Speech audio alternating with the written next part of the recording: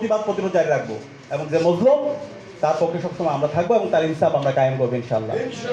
শহীদ আবরার ফাহাদ এদেশের প্রজন্মকে, এদেশের তরুণ প্রজন্মকে নতুনভাবে উজ্জীবিত করেছে।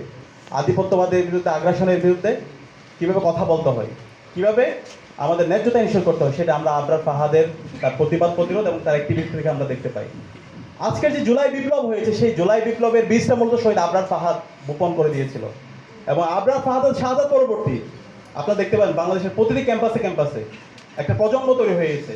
এবং এর পরবর্তী যে নিরাপদ সড়ক আন্দোলন দেখেন, পরবর্তীতে অসংখ্য আন্দোলন হয়েছে। একটা প্রজন্মের মধ্যে একটা কনসেনসাস চলে আসছে এবং তার পূর্ণ বাস্তবায়ন আমরা জুলাই বিপ্লবে দেখতে পেয়েছি। এবং এই জুলাই বিপ্লবে যখন আমরা গিয়েছি, আমরা দেখি নাই এখানে কে বাম করে, কে ডান করে, কে মধ্যমপন্থী, কে ছাত্রদল, কে শিবির, কার পরিচয় কি। আমরা সবাই এক বিন্দুতে মিলিত হয়েছিলাম। আমরা সবাই মজলুম, আমরা জালেম হাসিনার বিরুদ্ধে লড়াই করেছি, আমরা ইনসাফের জন্য লড়াই করেছি।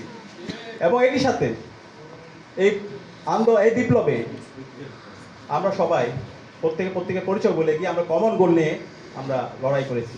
এবং এই ক্ষেত্রে আমাদের প্রেরণার বাতি করছিল আমাদের শহীদ আবরার।